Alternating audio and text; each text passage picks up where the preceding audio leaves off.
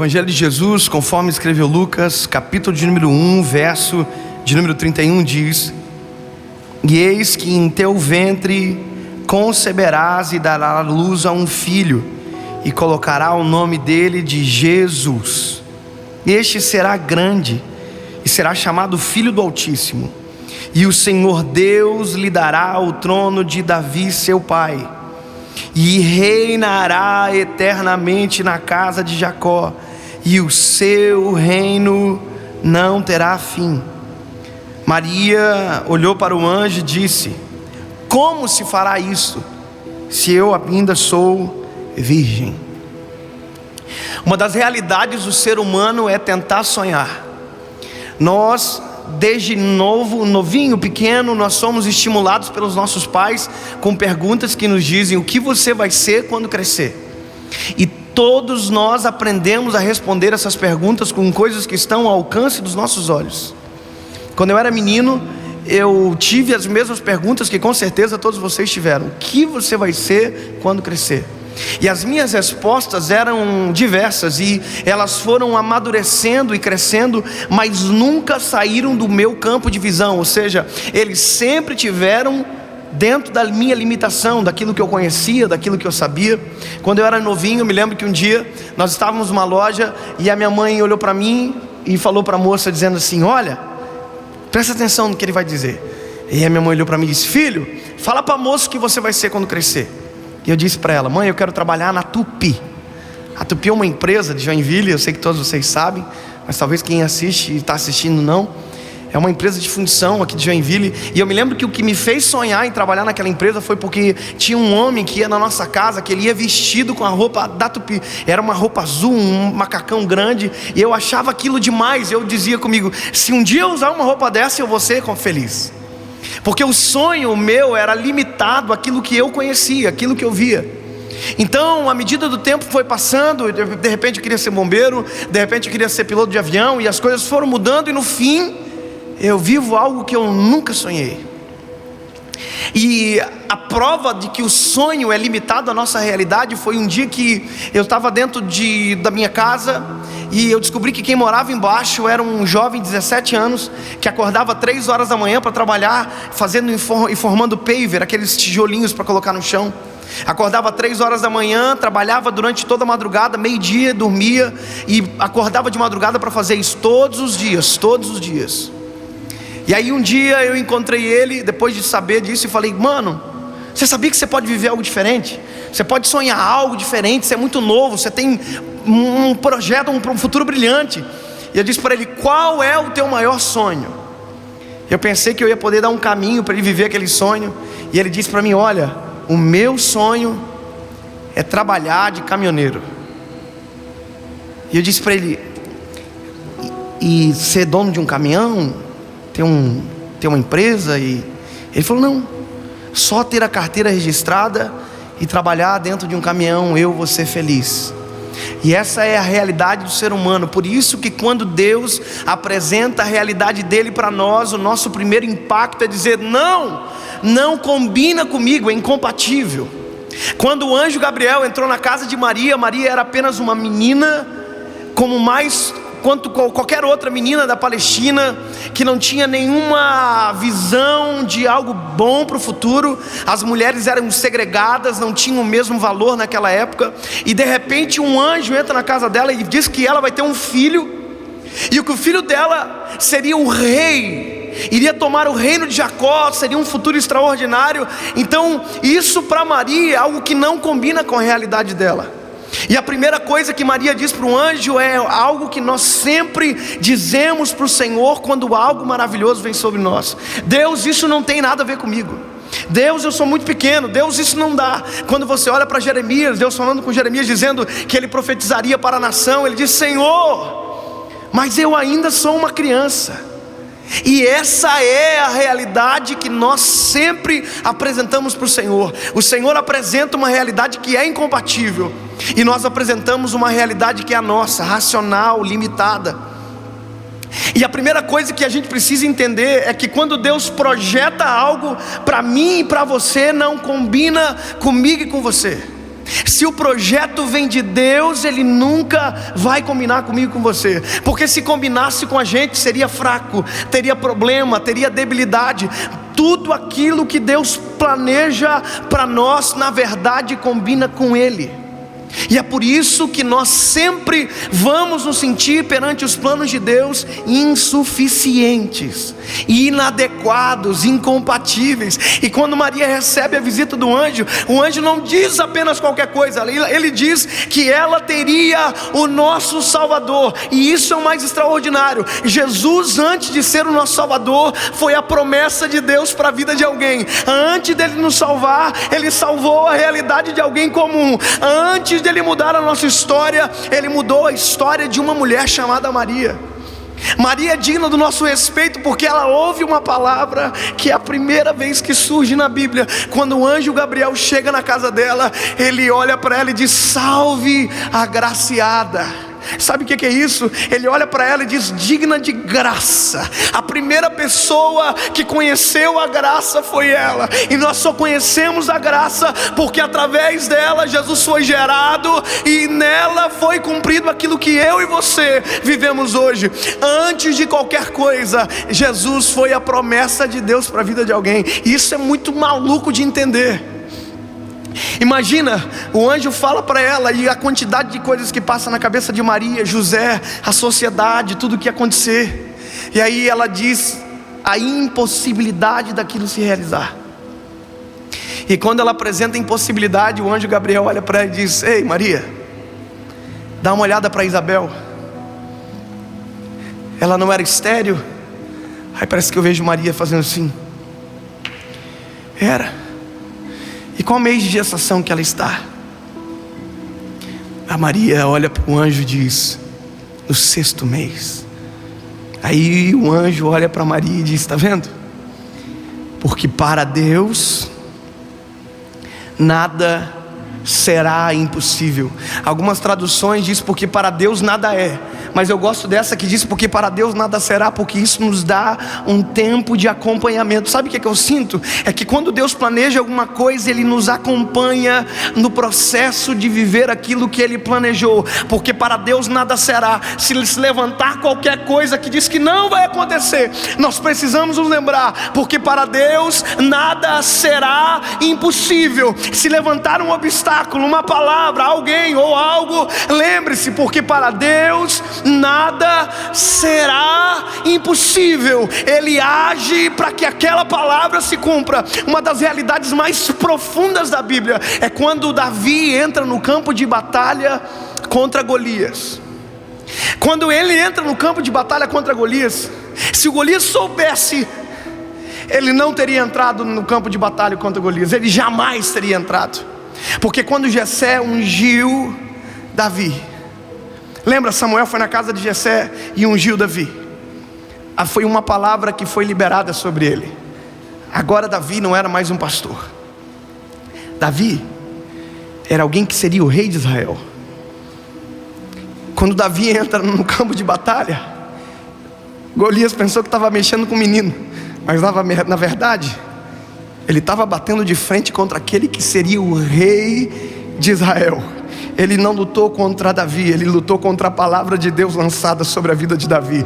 Ele jamais mataria Davi, porque Deus iria cumprir primeiro. Antes de qualquer coisa, ele se tornaria o rei de Israel. Eu quero que você entenda que pode até ser incompatível aquilo que Deus planejou para mim e para você, mas se foi Ele que planejou, vai acontecer.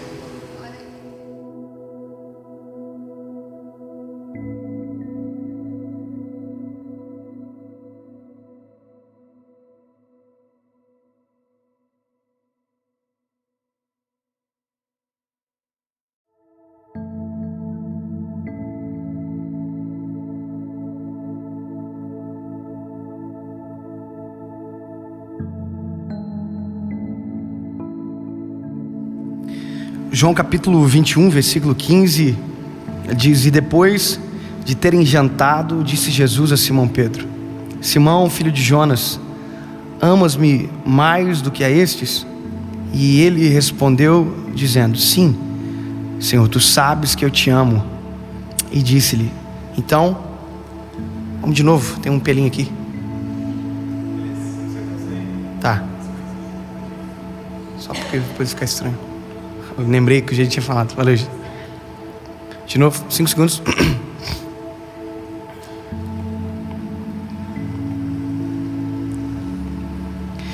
Evangelho de Jesus, conforme escreveu João, capítulo 21, versículo de número 15, diz: e depois de terem jantado, Jesus disse a Simão Pedro: Pedro, você me ama mais do que a estes? E ele respondeu dizendo: sim, Senhor, tu sabes que eu te amo. Então Jesus disse: apacenta as minhas ovelhas. A nossa memória, a capacidade de armazenamento do ser humano é algo extraordinário. Alguns cientistas dizem que a capacidade de armazenamento do cérebro humano é cerca de 1 milhão de gigabytes. Ou seja, nós vamos viver basicamente a vida inteira e nós não vamos esgotar esse HD, essa nossa memória. Claro que é uma coisa diferente da outra, memória e processamento. A gente, por mais que tenha uma memória gigante, às vezes o nosso processamento é um pouco lento. Talvez você já teve a experiência de tentar lembrar de uma coisa que você sabe que sabe, mas não consegue dizer, e trava, e alguém diz: está na ponta da língua e eu não consigo dizer. Assim como nós gravamos tudo, nós não temos o botão delete, a gente não consegue apagar da nossa memória certas coisas. A gente esquece, mas apagar a gente não consegue. E há memórias que nós desejaríamos apagar. Há dias da nossa vida que a gente queria extirpar da nossa memória e nunca mais lembrar. Alguns traumas que fazem parte da gente, que nós gostaríamos de colocar no mar de esquecimento e nunca mais lembrar. Mas também existem as memórias que são traumáticas, que nos fizeram doer, que são importantes que elas existam. São as chamadas memórias de aviso.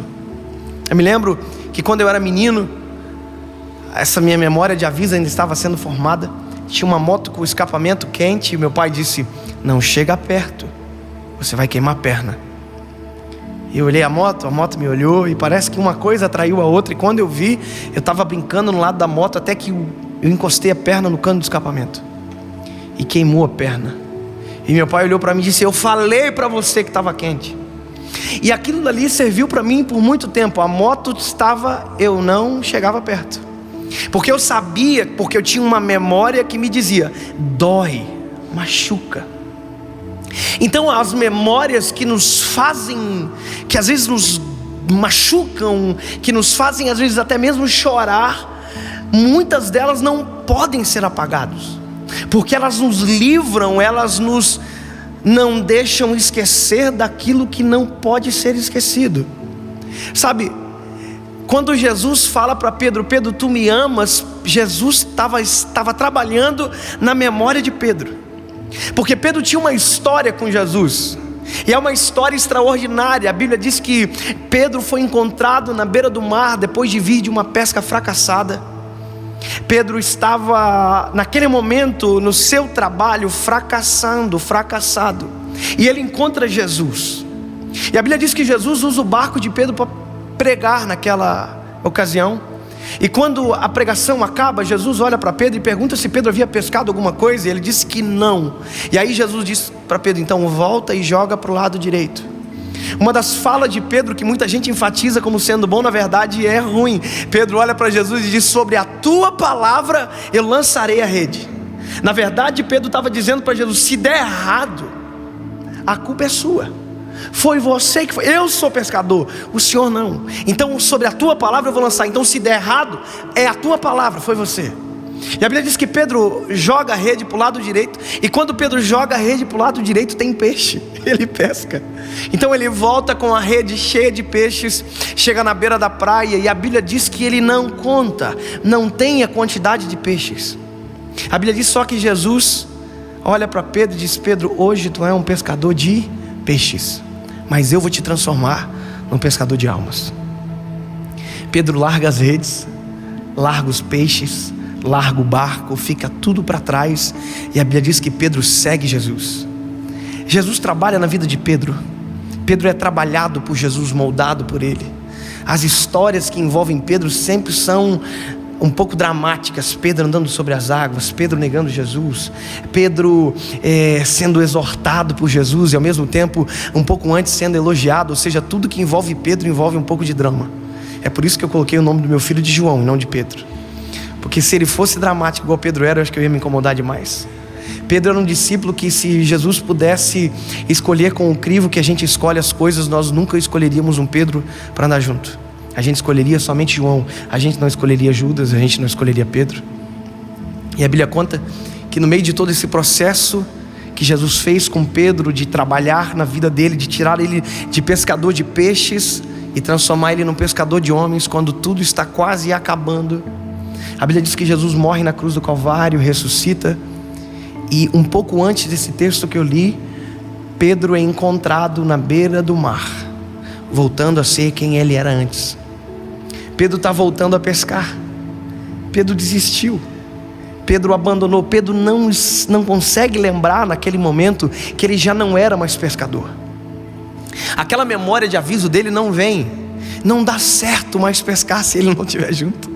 E ele volta a pescar, e quando Jesus encontra ele, ele já passou a noite inteira pescando. E aí Jesus está na beira da praia. E se fosse eu e você, a gente ia olhar para Pedro e dizer: Pedro, tu é um burro, eu te avisei, eu já era, você não serve mais para pescar, você só me desaponta, você só me decepciona, porque esse é o nosso modo de agir. Mas a Bíblia diz que Jesus olha para Pedro e interessante é que Jesus tinha já com ele pão, brasa e peixe. Jesus estava esperando eles. Quando Pedro está chegando, Jesus olha para Pedro e diz: tendes alguma coisa de comer? Aí Pedro diz assim: não. Aí Jesus diz: então volta, joga a rede para o lado direito. Sabe o que é isso? Jesus está fazendo um refresh na mente de Pedro, está fazendo ele relembrar a história. Quando Jesus fala isso, joga para o lado direito, na cabeça de Pedro, provavelmente ele disse: eu sei do que se trata. Quando ele ouve de Jesus dizendo: joga para o lado direito, volta, ele já não diz mais sobre a tua palavra, porque agora ele sabe que sobre a palavra dele não tem como dar errado, não tem como dar problema, porque ele é perfeito, ele não erra, ele é Jesus. E aí a Bíblia conta que Pedro volta a pescar calado, e quando ele joga a rede, a Bíblia diz que já não podia se trazer a rede para o barco pela quantidade de peixes. Aí João olha para Pedro e diz: Pedro, você sabe quem está lá, né?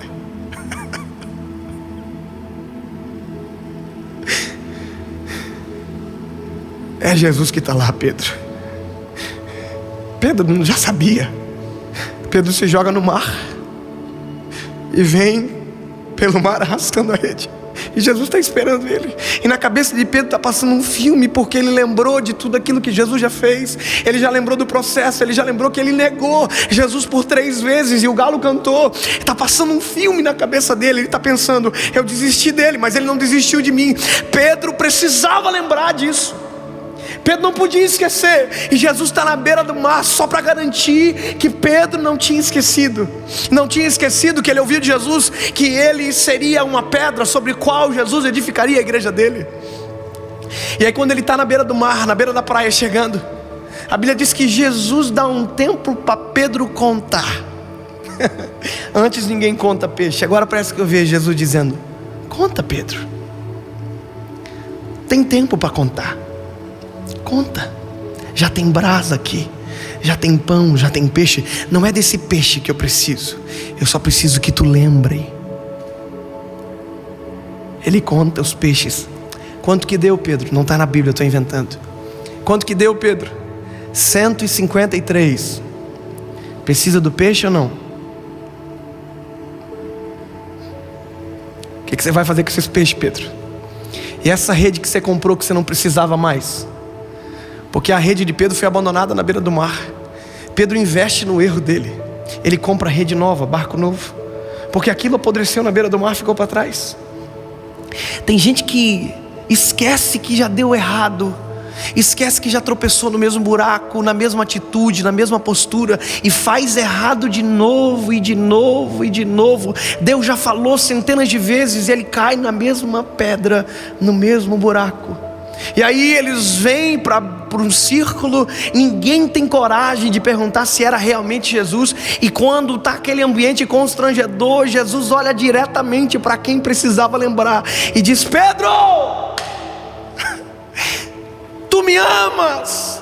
E a Bíblia diz que Pedro olha para Jesus e diz: Senhor, tu sabes que eu te amo, Senhor.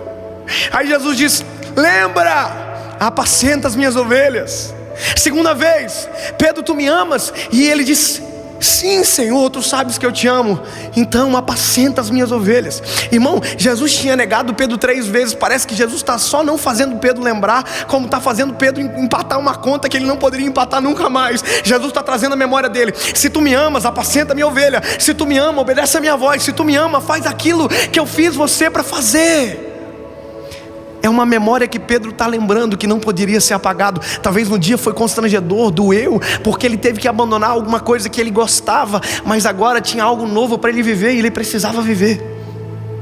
Quando Pedro é questionado pela 3ª vez, o filme passa completo. Ele lembra do galo que cantou quando ele negou 3 vezes.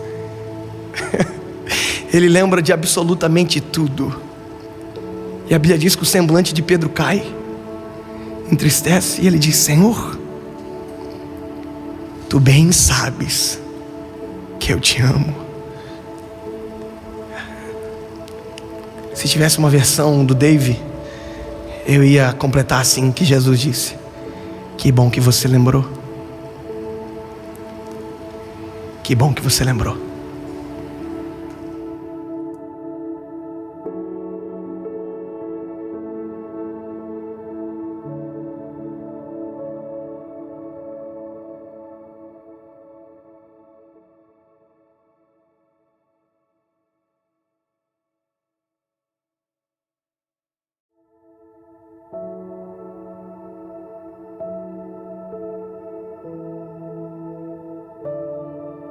Evangelho de Jesus, conforme escreveu Mateus capítulo 27, verso de número 3, diz: então Judas, o que o traíra, vendo que Jesus foi condenado, trouxe arrependido as 30 moedas de prata aos príncipes dos sacerdotes e os anciãos, dizendo: pequei, eu traí sangue inocente. Eles, porém, disseram: o que nos importa? Isso é contigo. E ele, atirando para o templo as moedas de prata, retirou-se e foi se enforcar. Essa talvez é a pior história da Bíblia, porque é a história que revela alguém que Jesus amou durante 3 anos, cuidou. É o final de alguém que jogou tudo fora e traiu Jesus. E a traição, ela é dolorida porque ela é episódios seguidos de mentira, de esconder aquilo que estava sendo feito, de comunhão onde já não havia mais comunhão. Eu aprendi desde sempre a não gostar da figura de Judas, porque nós todos, quando lemos de Judas, principalmente no Novo Testamento, quando se fala de Judas, aquele que traiu Jesus. Então a gente não consegue desenhar uma boa imagem de Judas, porque aquilo que ele fez no final arrebentou com tudo aquilo que ele fez no começo. Judas pode até ter sido um bom discípulo, mas porque ele traiu, ninguém sabe. Isso já nos diz que nós não seremos lembrados pela forma que nós começamos, nós sempre vamos ser lembrados pela forma que terminamos. E a forma que Judas terminou foi exatamente essa que eu li. Ele terminou traindo sangue inocente. Ele andou com o amado e não o amou. Ele escolheu a traição. Então o final da história é algo terrível, porque é quando Judas percebe o que ele fez, acabou com ele. A Bíblia diz que quando Jesus foi condenado, é que Judas percebeu. E é exatamente essa o gatilho que faz ele perceber que ele arrebentou com tudo. A Bíblia diz: e Judas viu que Jesus foi condenado e se arrependeu e foi devolver as moedas. Nós, seres humanos, parece que precisamos da queda fatal para poder ver que estávamos caminhando errado. É como se nós estivéssemos numa estrada e todo mundo estivesse dizendo: ei, você vai cair, você vai cair, você vai cair, e nós disséssemos: não, está tudo bem, está tudo bem. E é exatamente isso que acontece com Judas. Ele está traindo Jesus e todo mundo está dizendo à volta: ei, não faça isso. Jesus diz: alguém vai me trair. Ele diz: quem foi? Ou seja, ele continua num algo que vai dar errado. É uma cegueira que é algo que a gente lida hoje. Pessoas que estão vivendo uma vida infeliz, arrebentada, e você diz: como você está? E a pessoa diz: está tudo bem. Porque a cegueira é isso. Todo mundo percebe que está algo errado, só quem está cego diz que não. Uma vez alguém disse que quem tem bafo não sabe. E eu achei interessante, porque quem tem bafo não sente, mas quem está perto diz: ei, você está com bafo. E pior é as pessoas que não conseguem dizer, porque fazem caras e bocas, mas não tem coragem de dizer o porquê. Judas teve oportunidade de se arrepender, teve oportunidade de voltar atrás, teve oportunidade, mas ele está cego. E sabe como é triste lidar com gente que está cego? Eu estava alguns dias atrás ministrando em uma cidade do Brasil, e eu me lembro que um jovem me procurou dizendo: pastor Dave, lembra de mim do ano passado? Eu olhei para ele e disse: não lembro. Ele disse: eu era barbudão assim e tal, e o senhor não lembra? Não, tá com a barba menor assim agora. Eu falei: mas por quê? Ele falou: no ano passado, quando o senhor esteve aqui, eu estava com câncer de 27 centímetros no meu abdômen, e isso era domingo, e segunda-feira eu ia fazer a cirurgia para retirar o tumor e começar a quimioterapia. E eu disse para ele: sério, cara, e o que aconteceu? Ele disse: pois é, naquele domingo eu aceitei a Jesus como Salvador da minha vida, e eu me lembro que eu procurei o senhor no final e disse: pastor, ora por mim, porque eu creio que Jesus pode me curar e amanhã não ter nada na hora da cirurgia. E o senhor orou por mim, e aquilo fortaleceu a minha fé. E quando eu acordei na mesa de cirurgia, depois de quase 6 horas, os médicos estavam todos em volta de mim dizendo: uau, aqui no exame diz que tinha um tumor de 27 centímetros, mas quando nós abrimos você não tinha absolutamente nada. E os médicos disseram para ele: olha, nós tiramos a tua apêndice para justificar a anestesia, a abertura, porque nós tínhamos que fazer alguma coisa, mas você não tem câncer. Quando ele me disse isso, eu comecei a chorar e glorificar a Deus, porque nós servimos um Deus que ainda faz milagres extraordinários. E quando eu ouvi isso dele, eu abracei ele, chorei com ele. E eu estou descendo do púlpito, uma mãe me procura e diz: pastor, há uma menina que é amiga da minha filha que veio hoje, e ela está com o câncer. Como ela me disse isso, eu disse: o quê? Eu estou com uma fé gigantesca, eu vou orar por ela e ela vai ser curada, chama ela. E aí eu fui com ela todo feliz, e quando eu vi ela, eu contei toda a história do jovem que Jesus tinha curado, e contei tudo, e feliz. E quando eu fui orar por ela, eu senti no meu coração algo muito pesado, e eu não orei por ela. Eu disse: filha, eu preciso te perguntar, você já aceitou a Cristo como Salvador da sua vida? Você já reconheceu a Cristo como Salvador da sua vida? E ela disse para mim: não. Eu disse: então essa é a oportunidade que você tem. E convidei e falei todo o plano de salvação. E quando eu disse para ela: você quer? Ela olhou para mim e disse: não.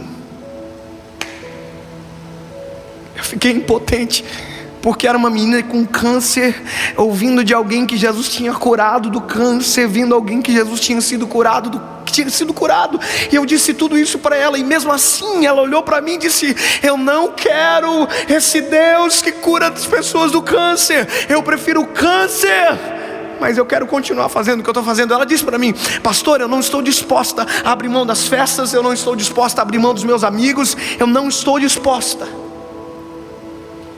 Eu me lembro que eu fechei os olhos e disse: Senhor, que a tua misericórdia alcance essa menina, que a tua vontade seja soberana em nome de Jesus.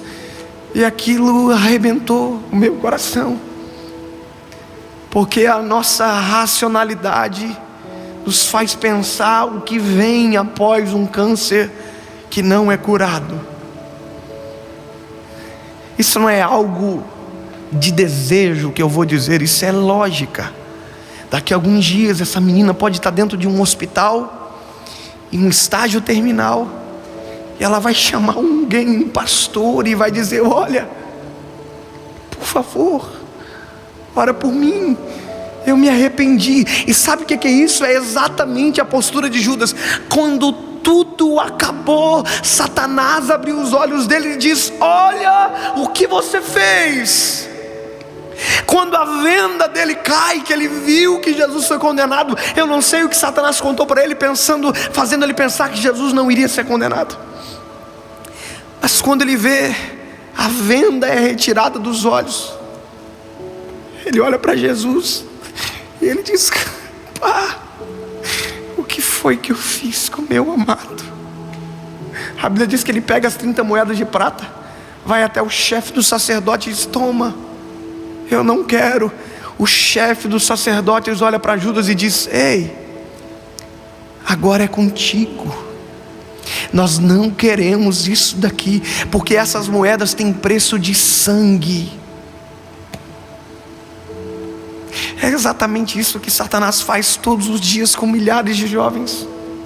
Quando o final chega, quando a esquina da vida se apresenta e a pessoa corre, é exatamente isso que elas ouvem: foi você que fez, foi você que caiu. Satanás nunca vai dizer que foi ele. Judas nunca descobriu, mas Mateus capítulo 27, verso 3, ou algo parecido que não me vem à memória, mas diz em um texto: Satanás entrou em Judas. Ou seja, tudo aquilo foi algo guiado, arquitetado por Satanás, e aconteceu dentro de uma cegueira, de uma brecha aberta. O final da história é que Judas pega as 30 moedas de prata que ele recebeu para levar os soldados no Getsêmani, no ambiente de intimidade de Jesus. Ele invadiu com uma multidão de soldados. Ele beijou Jesus no rosto, e quando Jesus viu ele, Jesus diz para ele: amigo, o que você veio fazer aqui? E Judas beija ele. A Bíblia diz que no beijo de Judas é um beijo de amor. No original é um beijo de amor. Isso significa que traição não oculta o amor, apenas divide ele. Quando Judas beija Jesus, ele ainda ama Jesus, mas outra parte dele já não ama mais. Judas devolve as moedas, ninguém quer, ele joga e sai para se suicidar. Quando Deus colocou essa palavra no meu coração, eu fiquei com muito tempo no meu coração, pensando que eu não queria pregar sobre isso, porque o final da mensagem é um suicídio. E eu fiquei pensando, se eu pudesse encontrar Judas naquele momento, que ele sai arrependido, que ele joga as moedas, se livra de tudo aquilo que prendia ele, eu queria ter encontrado ele nesse momento, esse aqui. Eu encontrar ele, é loucura, mas é isso mesmo, imaginação. Eu ia encontrar ele, eu ia dizer: Judas, calma. Ele ia dizer: não, eu destruí a minha vida, eu estou indo me suicidar, eu acabei com tudo. Eu ia dizer: não, calma. Ele ia relutar dizendo: mas o filho do homem vai morrer porque eu traí. Eu disse: vai, mas calma. E ele ia se irritar, talvez ia dizer: por que calma? E eu ia dizer: porque se você esperar 3 dias Se você esperar 3 dias, o sangue que você traiu vai te salvar. O sangue que você virou as costas vai alcançar você e vai perdoar você e vai dar a oportunidade de você viver algo novo, porque foi por isso que ele morreu, para perdoar os traidores, para perdoar quem virou as costas para quem nunca acreditou e um dia creu e disse para ele: me salva. E o sangue dele escorreu no madeiro e alcançou todos eles, inclusive eu. Ele ressuscitou e o terceiro dia deu chance para os traidores.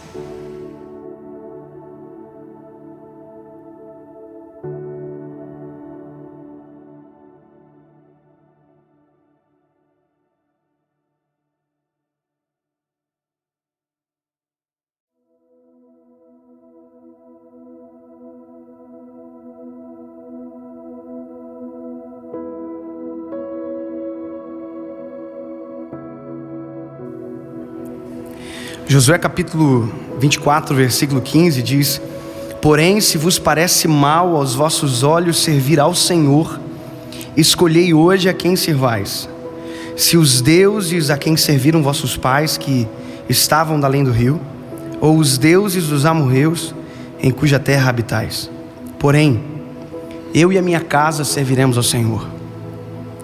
Durante toda a minha infância, adolescência, até a minha idade de agora, algumas igrejas onde a gente vai, o culto termina exatamente assim: eu e a minha casa serviremos ao Senhor. E todo mundo, quando fala isso, fala com um sorriso, porque é bonito de se dizer: eu e a minha casa serviremos ao Senhor. É uma decisão unilateral importante, mas ao passo que ela é unilateral, ela envolve família. Ele diz: eu e a minha casa serviremos ao Senhor. É alguém que toma uma decisão mediante uma realidade. Quando Josué diz isso, ele está tomando uma decisão mediante uma realidade de pessoas que não estavam acompanhando ele naquilo que ele estava fazendo. Eu sempre digo que ao passo que a gente fala feliz, Josué falou se babando de raiva. Ele diz: se vos parece mal servir ao Senhor. Ele está sendo sarcástico. Ele diz: se vos parece mal servir ao Senhor. E se você ler a Bíblia, no capítulo 24, você vai ver todo o resumo do êxodo do povo de Israel, que estava preso. Então ele está dizendo: se vos parece mal servir a um Deus que tirou vocês do exílio, se vos parece mal servir um Deus que abriu o mar vermelho, que fez a água brotar da rocha, a coluna de fogo, a nuvem de fumaça, se vos parece mal, ou seja, há um sarcasmo evidente na fala dele. Deus toma a boca de Josué e ele traz à memória do povo tudo aquilo que Deus havia feito, e ele apresenta essa realidade. Ele diz: olha, escolham hoje a quem vocês vão servir. Se o Deus dos pais de vocês, e isso me pegou, ele está dizendo uma coisa: vocês viram que a forma que os pais de vocês fizeram deu errado. A Bíblia diz que os pais dessa geração que estava na terra prometida, que emana leite e mel, foram aqueles que ouviram desde criança os pais dizendo: um dia nós vamos chegar num lugar onde a nossa vida vai ser perfeita. Sabe, quem apontou o caminho não chegou lá, quem apontou o endereço não chegou. Aqueles pais foram proibidos por Deus e eles não entraram. E aí o povo que entrou foram os filhos, e os filhos chegaram na terra prometida, e na terra prometida eles estão reproduzindo os mesmos atos dos pais que ficaram para trás. Algum tempo atrás eu estava ministrando numa cidade, e um menino me procurou no final. Eu me lembro que Deus havia liberado uma palavra sobre a vida dele, dizendo que havia um futuro brilhante para ele, que ele seria um ministro da palavra, que ele seria um grande homem de Deus. E eu me lembro que um dia ele chorou muito ouvindo aquela palavra, mas quando terminou o culto, ele me chamou chorando na frente do púlpito. Na hora do apelo, ele olhou para mim e fez: Dave, vem cá, chorando muito. E eu cheguei para ele e disse: o que foi, filho?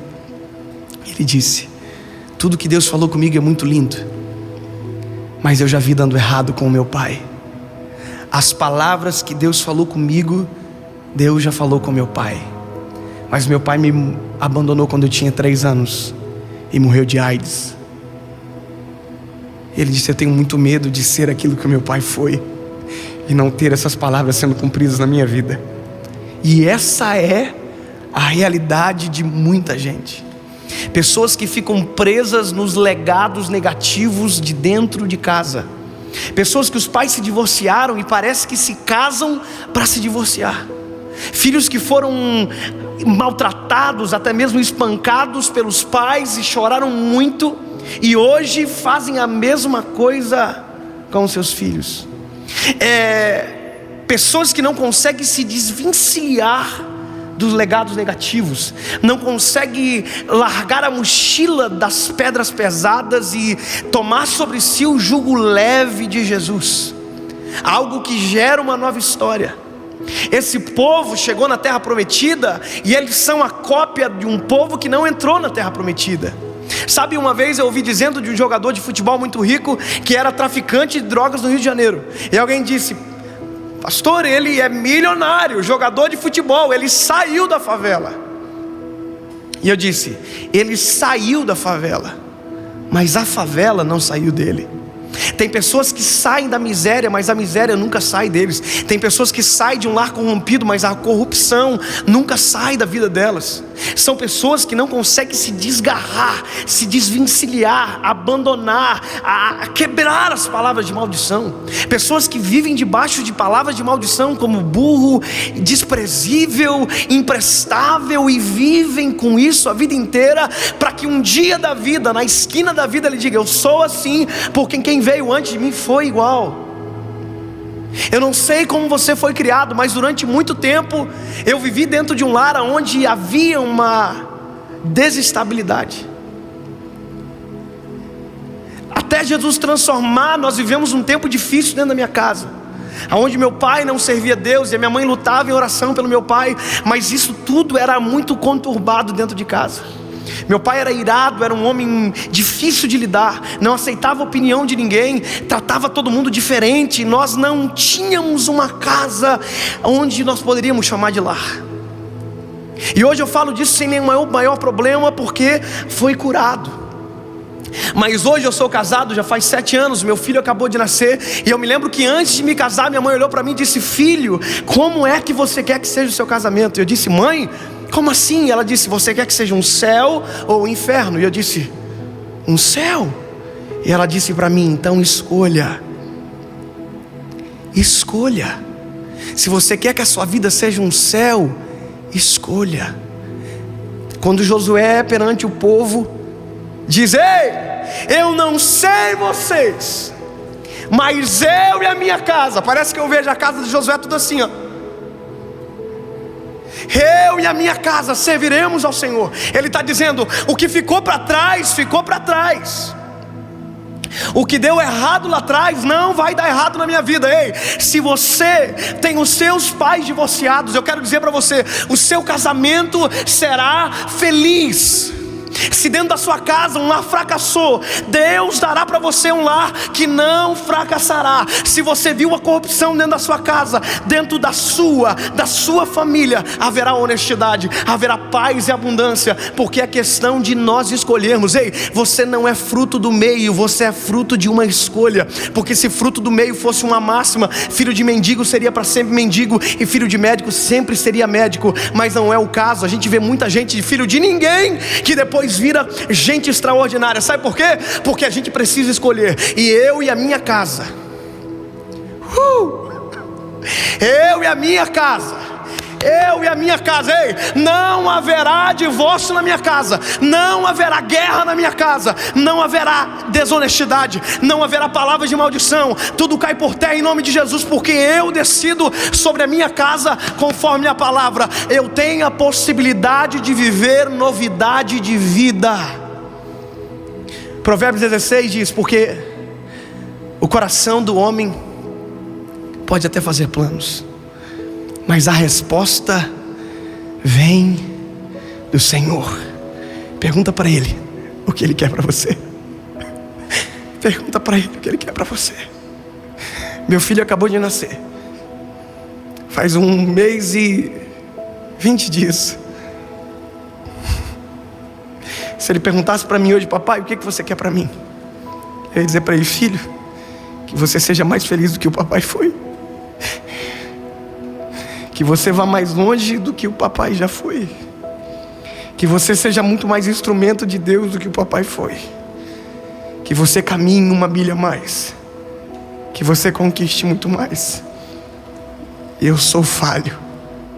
Se você perguntar para o Senhor, Ele vai dizer que você vença, que você rompa, que você crie algo novo a partir da sombra da minha cruz.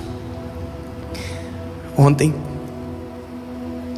eu fiz uma publicação na rede social de um pensamento que Deus me colocou no coração. O amor não tem formato de coração. O amor, na verdade, tem o formato de uma cruz. Eu e a minha casa serviremos o Senhor que venceu a cruz.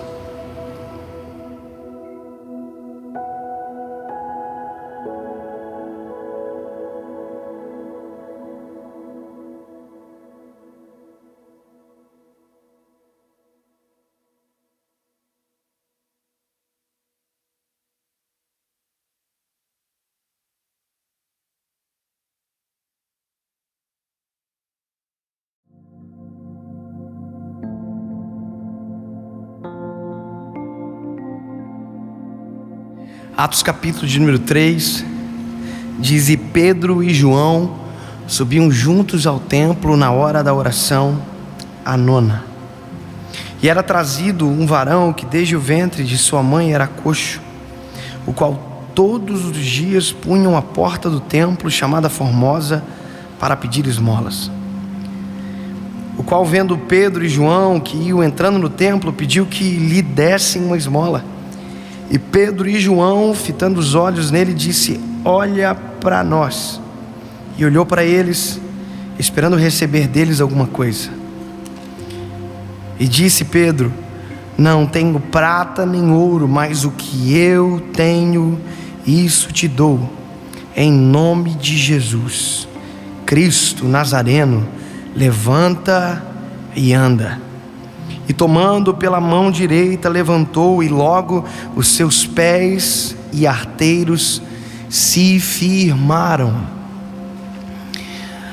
Essa é uma das histórias que dão o início da igreja naquele tempo.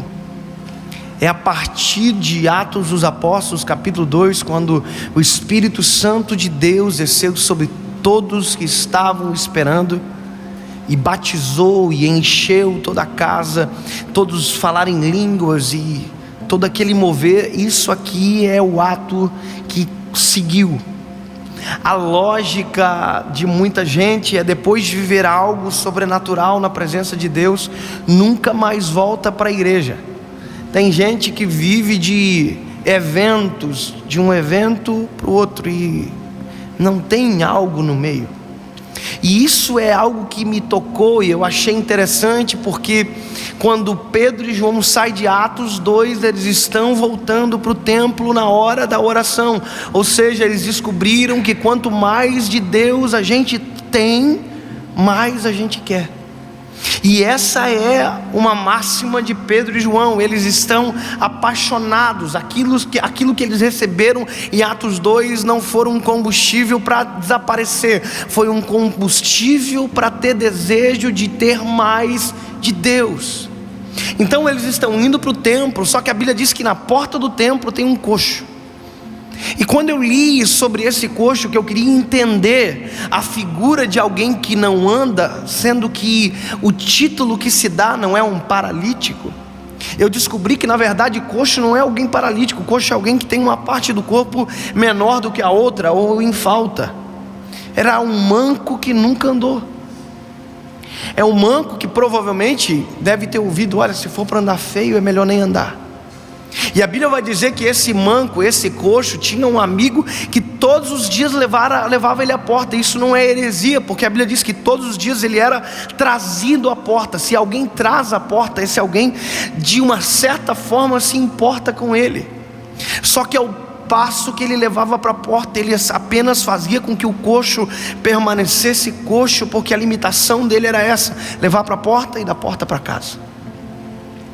Esse é o tempo que nós estamos vivendo, onde as pessoas dão para as outras apenas aquilo que elas pedem. E há uma diferença gigantesca entre desejo e necessidade. Desejo é algo vazio e volátil, ele tem altos e baixos. Muitas das vezes nós vemos pessoas que não encontram a sua necessidade e apresentam apenas o seu desejo. Pessoas que às vezes estão com o lar destruído e estão orando, pedindo para o Senhor Jesus uma casa maior. É alguém que confundiu desejo e necessidade. E sabe, há uma geração hoje que quer apenas que o seu desejo seja atendido. Eu me lembro que uma vez eu fui pregar em um lugar onde, quando eu cheguei, era todo mundo muito rico. E eu pensei: nossa, Deus colocou uma palavra tão pesada no meu coração, acho até que eu vou mudar. E eu mudei. E foi o pior dia da minha vida, foi a pior experiência. Eu me lembro que eu mudei a palavra porque eu fiquei constrangido de pregar aquilo que Deus tinha colocado no meu coração, mas eu me arrependi profundamente.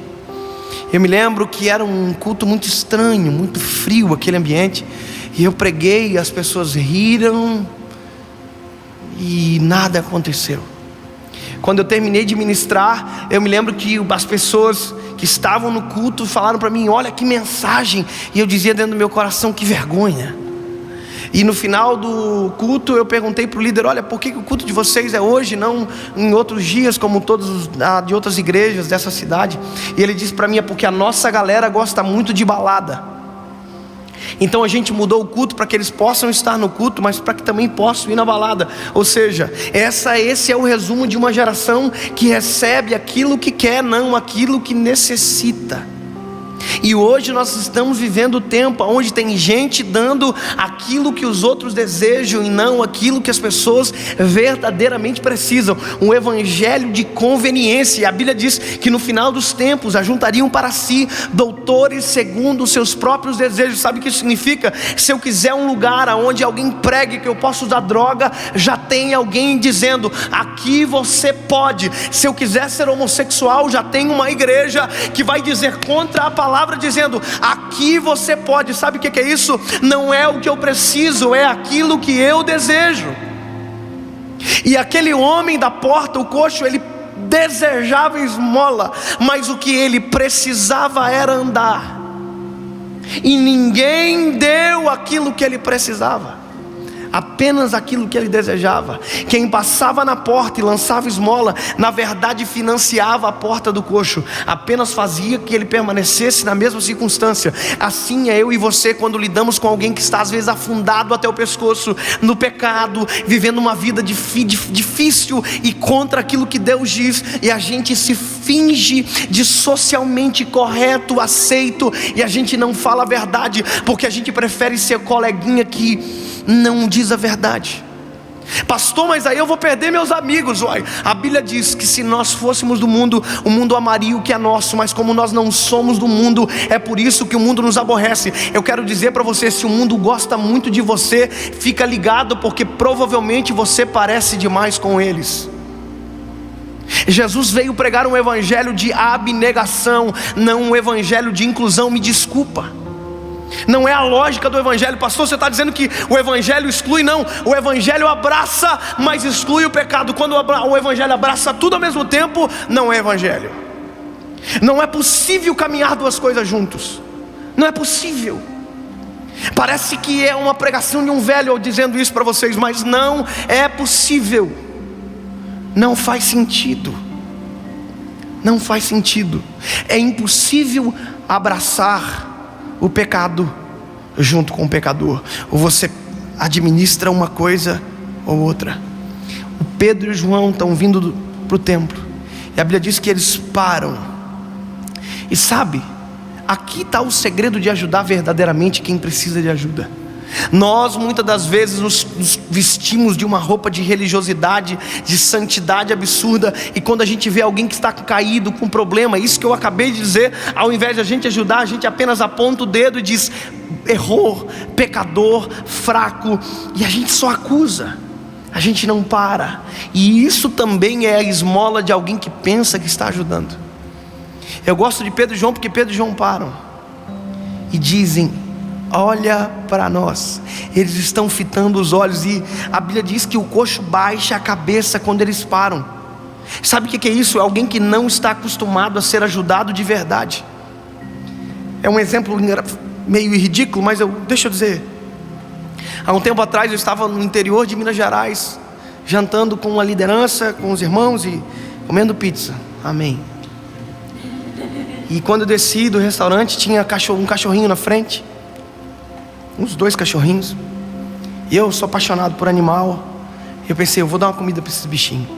Eu subi, peguei uma fatia de pizza que tinha restado e fui até os cachorrinhos. Quando eu estava chegando, os obreiros, os líderes que estavam comigo foram juntos. E quando eu cheguei perto, os cachorrinhos fugiram. E um irmão disse para mim: o senhor só ia ajudar. Eu disse para ele: pois é, mas chegou tanta gente antes de mim, chutou, machucou, que ele pensou que eu seria mais um. E esse é o reflexo do nosso tempo. Gente que não quer ajudar, e gente que não acredita mais que pode ser ajudado de verdade. Quando Pedro e João param, eles, fitando os olhos, dizem: nós não temos prata nem ouro. Ele está dizendo: nem tudo aquilo que você deseja é o que nós temos para te dar, mas o que nós temos te damos. Isso é interessante, porque não é o que os outros têm, é o que nós temos. Ninguém dá daquilo que está em falta, ninguém dá daquilo que está em escassez. A gente só consegue dar daquilo que tem dentro de nós. Nós te damos, levanta e anda. E a Bíblia pula para um próximo versículo. As pessoas, muitas delas param aqui. Levanta e anda, levanta e anda, levanta e anda. E seria bom se nós pudéssemos ficar só no levanta e anda, e para todo mundo que a gente falasse, levantasse e andasse. Levanta e anda, levanta e anda. Mas a Bíblia diz que não acaba no levanta e anda. A Bíblia diz que o Pedro e o João tomaram ele pela mão direita e levantaram ele. Sabe o que é isso? Quem nunca andou não tem a obrigação de aprender a andar com levanta e anda. Nós não podemos exigir das pessoas que caminhem na mesma velocidade de alguém que já percorreu tempo de caminhada antes de chegar. O levanta e anda é maravilhoso. Falar de Jesus é maravilhoso. Levanta e anda, levanta e anda. Mas melhor do que o levanta e anda é continuar com a verdade da palavra e tomando pela mão direita. Uau! Levantaram e esperaram se firmar os arteiros e os pés. Eu não sei se alguém fez isso já por você, que deu tempo para você firmar os arteiros, mas já fizeram por mim, já respeitaram o meu tempo. Eu não exijo de ninguém algo que precise de tempo para ser trabalhado. Se eu verdadeiramente quero ajudar, o levanta e anda é essencial, mas esperar o tempo também. Levanta e anda. E tomando pela mão, levantaram, esperaram. E a Bíblia diz que o coxo não andou. A Bíblia diz que o coxo pulou. E a Bíblia diz que o coxo pulou e entrou para dentro do templo. E quem estava dentro do templo disse: você não é aquele que estava lá fora? Quem disse isso já tinha tido a oportunidade de ajudar, mas nunca ajudou. Mas em nome de Jesus, Deus está levantando uma geração que vai parar que vai olhar nos olhos, que vai tomar pela mão e vai esperar o tempo para que quem foi levantado, quando andar, não tropece na primeira pedra.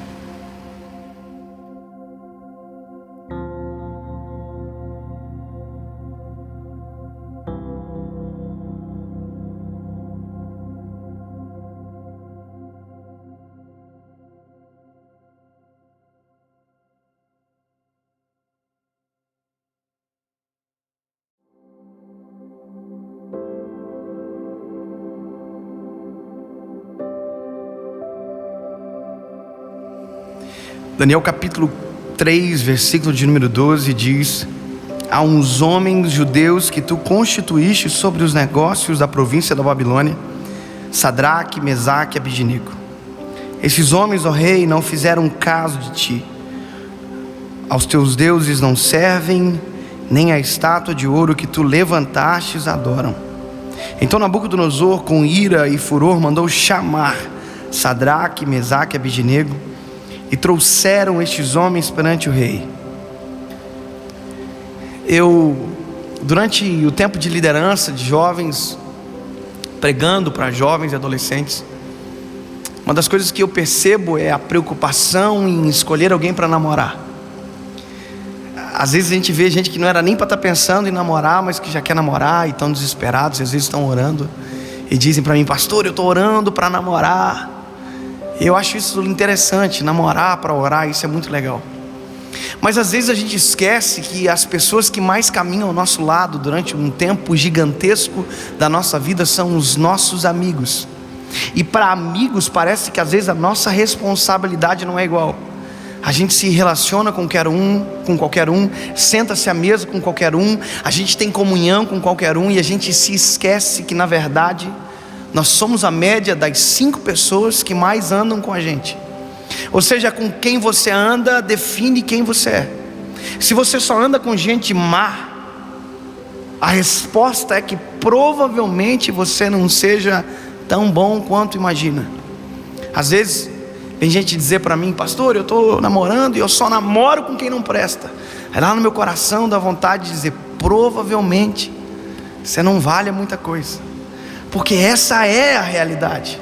Nós só atraímos para a gente aquilo que a gente é, e quem anda com a gente define muito aquilo que a gente vai viver, quem nós vamos ser, aonde nós vamos caminhar. Tem pessoas que gostam de se relacionar sempre com pessoas que estão abaixo dela, porque elas não são provocadas por essas pessoas.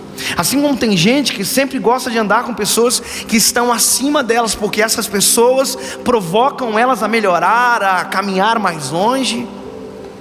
E esse texto ele mostra a realidade de uma amizade que persiste a uma tempestade gigantesca. Alguém diz que a tempestade prova os verdadeiros amigos, e é verdade. Mas tem uma coisa que também prova os verdadeiros amigos: a melhor circunstância da sua vida. Alguém disse uma vez: quer saber se a pessoa é seu amigo? Diga para ela que você comprou um carro novo, uma casa nova, que você casou e o seu filho está nascendo. Se ele sorrir, é seu amigo. Mas se ele olhar para você e dizer: nossa, você está sortudo, hein? O que você está fazendo? Desconfie. A amizade, ela define quem a gente é. E como nós estamos falando com base na palavra de Deus, quando eu olho para esses meninos eu me impressiono, porque os 3 estão juntos no início da história e os 3 estão juntos no final.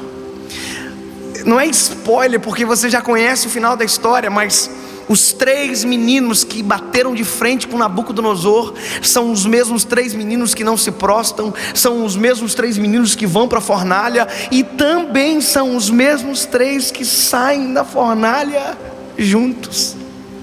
Eu me lembro que quando eu aceitei a Jesus, eu queria encontrar pessoas para caminhar.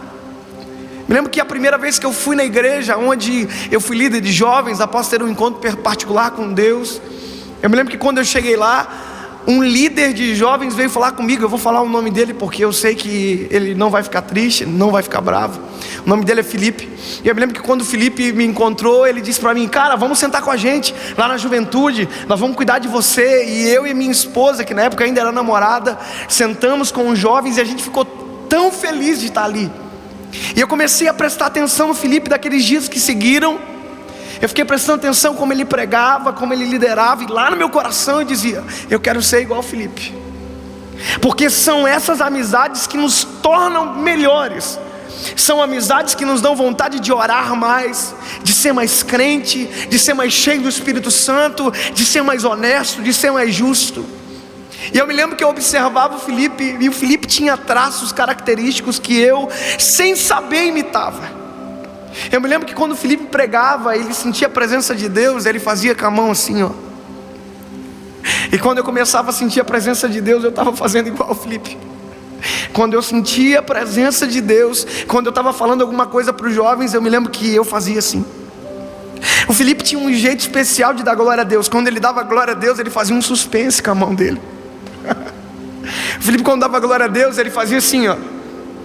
Ele dava glória a Deus e fazia um suspense com a mão dele e levantava a mão. Quando eu comecei a dar glória a Deus, eu estava fazendo igual a ele. Eu dava glória a Deus. E eu repetia aquilo que ele fazia, porque ele me influenciava. O Felipe me ajudou a querer ser melhor. E esses hábitos, aquilo que ele fazia, esses trejeitos, na verdade era a mínima coisa que eu estava imitando dele, porque tinha algo maior acontecendo dentro de mim. Eu estava querendo ficar mais perto de Deus. E um dia ele disse para mim: Dave, eu tive um amigo na minha vida, o nome dele era Ninho, e Jesus levou ele. E ele era crente demais, e eu sou o que eu sou hoje porque eu tive um amigo igual ele. E eu dizia para ele: Felipe, você agora é um ninho para mim, e talvez um dia eu vou ser um ninho para você também, eu vou melhorar. A gente se esquece que quem anda com a gente define quem a gente é. Eu me lembro que tinha uma coisa que eu não podia imitar o Felipe. O Felipe era batizado em línguas estranhas, no Espírito Santo, ele falava em línguas. Então eu fazia com a mão no rosto, eu dava glória a Deus igual ele dava. Só uma coisa eu não podia fazer: eu não podia falar em línguas estranhas. Então eu começava a orar dizendo: Senhor, me batiza, eu quero falar em línguas estranhas. Eu não sabia que na verdade eu estava dizendo só isso. Não é só porque eu queria, é porque eu queria ficar mais perto e parecido dele. Um dia, toda igreja tem aquelas irmãs do ciclo de oração top. Na minha igreja tinha. A irmãzinha do ciclo de oração puxou minha blusa e disse: vai para frente, que o Espírito Santo vai batizar você. A minha vontade era sair do banco assim, dizendo: ei Felipe, fica ligado. E quando eu saí do banco e eu estava chegando na frente, um pastor que estava ministrando falou: ei moço, não ora por você, ora sobre a vida desse rapaz, um grande amigo meu. E eu comecei a orar sobre a vida dele, mas dentro do meu coração eu dizia: Senhor, eu quero ser batizado também.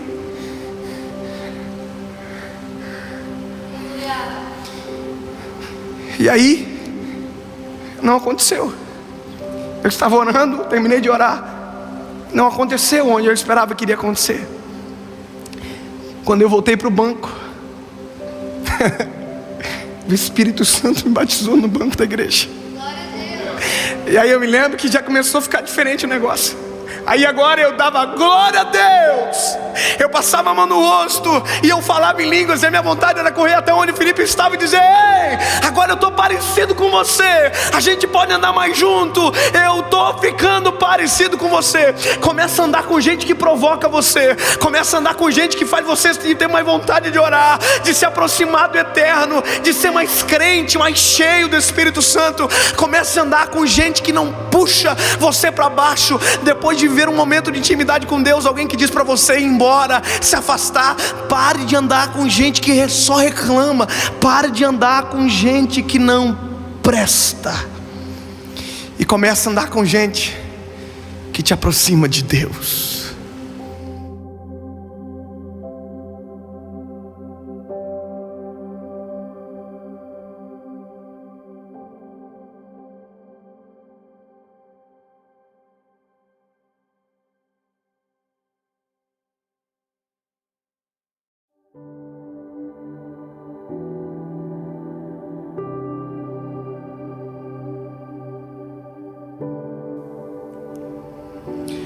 Evangelho de Jesus, conforme escreveu Mateus, capítulo de número 8, verso de número 2. E eis que veio um leproso e o adorou, dizendo: Senhor, se quiseres, pode tornar-me limpo. E Jesus, estendendo as mãos, tocou, dizendo: Quero, ser limpo. E logo ficou purificado toda a lepra. Quando o Senhor colocou essa palavra no meu coração, quando eu entendi a verdade desse texto, a primeira coisa, o primeiro sentimento que talvez me moveu mais foi descobrir a realidade dessa doença no tempo que ela é contada. Todos vocês sabem, eu acredito que sim, mas hoje a lepra, ela tem cura. Ninguém a princípio morre de algo que tem cura. Quando é descoberta a cura de qualquer doença, a primeira coisa é feito o levantamento de todos aqueles que possuem a doença, e a cura é administrada para que a pessoa receba, ou seja, o medicamento é administrado.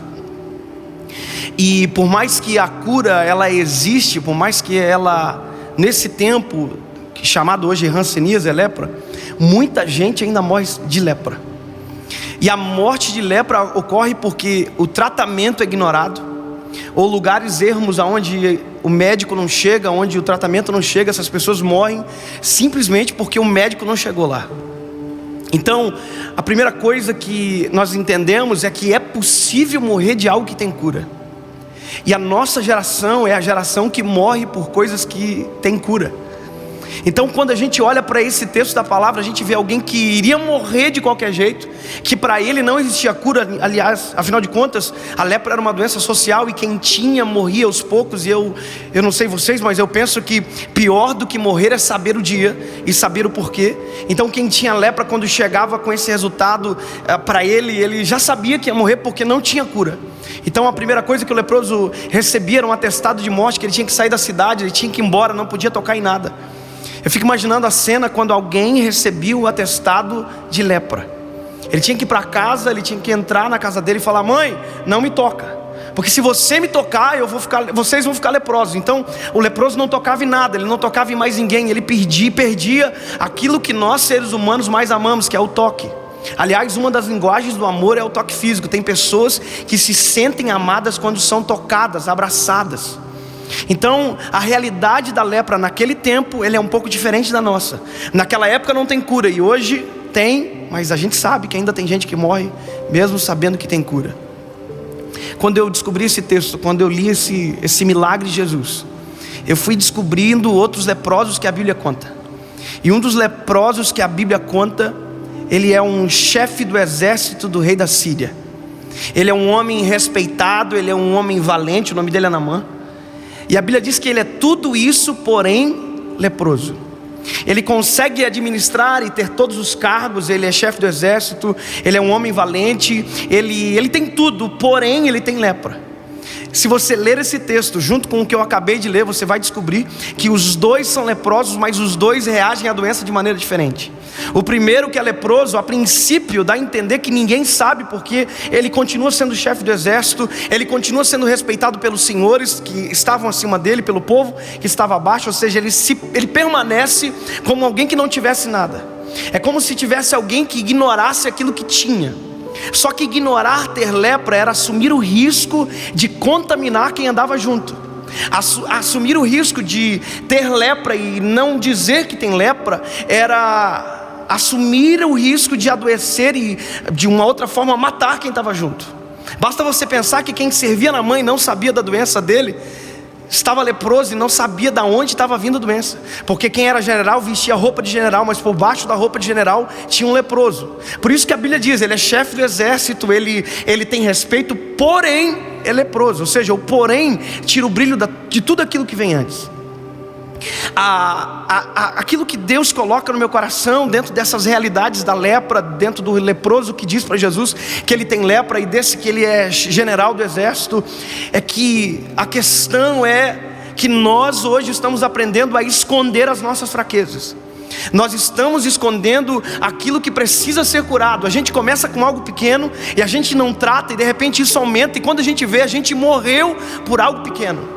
Eu sempre digo que quem está em adultério não começou no adultério. Quem está em adultério, na verdade, começou num olhar errado, na hora errada, e era uma coisa pequena que, se fosse tratado, teria acabado. Os namorados aqui que estão, e quem nos vê depois, o ato sexual não começa dentro de um quarto. Um ato sexual começa às vezes com uma pegada de mão diferente, com um beijo diferente. Ou seja, as coisas começam pequenas, e tudo aquilo que é pequeno e não é tratado tem o risco de ficar grande.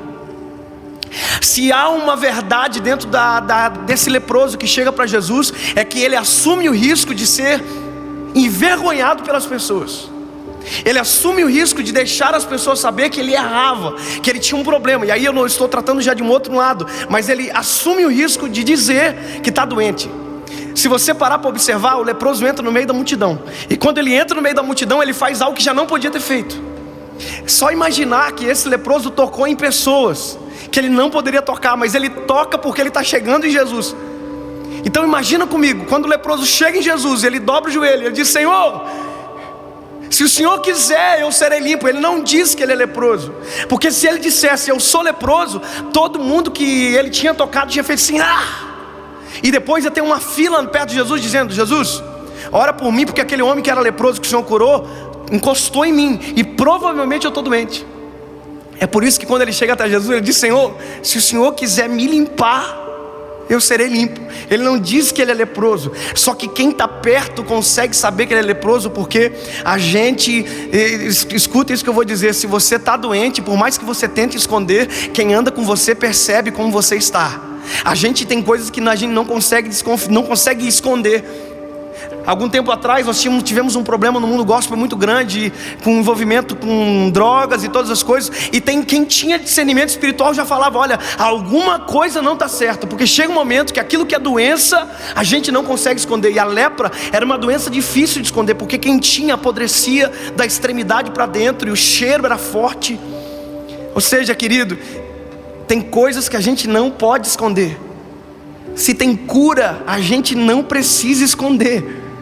E a nossa geração está aprendendo errado. Nós estamos escondendo aquilo que Jesus Cristo morreu na cruz do Calvário para gerar a cura. Nós estamos ocultando aquilo que foi lavado pelo sangue do Cordeiro. Ou seja, nós permanecemos doentes. Às vezes não é pequeno e fica grande, porque simplesmente quando nós poderíamos correr para o pé da cruz, a gente preferiu nos resguardar e dizer para todo mundo que está tudo bem. Eu converso com jovens todos os dias, e às vezes o problema é muito grave, e a gente diz: está tudo bem com você? E a pessoa diz: está tudo bem, e você sabe que não está. E dizer que está tudo bem é tentar afirmar que não há doença, não há problema, não há nada escondido. Quando o leproso chega até Jesus, ele diz: Senhor, ele adora primeiro, isso é maravilhoso. Ele adora, ele chega até Jesus e diz: Senhor, se o Senhor quiser, eu vou ser limpo. Aí Jesus olha para ele. Jesus sabia do que se tratava. A multidão para, e a Bíblia diz que Jesus dá um passo em direção a ele, e antes de Jesus curar, Jesus toca. Eu não sei se você entende a realidade disso que está acontecendo. Jesus está quebrando o paradigma da doença. Ninguém toca num leproso, porque se tocar num leproso, fica leproso. Aí Jesus, antes de curar, toca. Parece que eu vejo Pedro, que era o mais bocudo, dizendo: ei, o senhor fez errado, o senhor está doente agora, o senhor vai morrer.